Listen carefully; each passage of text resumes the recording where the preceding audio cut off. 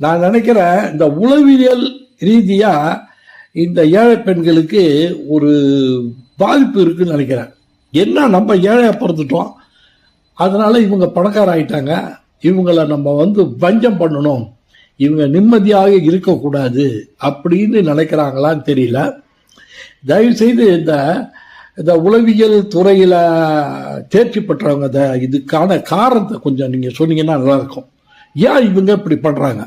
நான் பல பேரை பார்த்துட்டேன், அவங்க சொன்ன எல்லாமே இதுதான். பாவம், உங்களுக்கு இறக்கப்பட்டு கல்யாணம் பண்ணாக்கா குடும்பத்தை சதிச்சு அண்ணன் தம்பிகளை பேச விடாம அப்பா அம்மாங்களை தெருவில் நிறுத்தி இப்படி தான் பண்ணிட்டு இருக்காங்க. அது மட்டும் இல்லை, இப்போ சமீபத்தில் வந்த சில சீரியல்களை பாருங்களேன். இந்த ஒரு இலக்கியான ஒரு சீரியல், அதில் ஒன்றுமே இல்லாத ஒரு பொண்ணு அந்த குடும்பத்தையே கெடுக்கிறாங்க.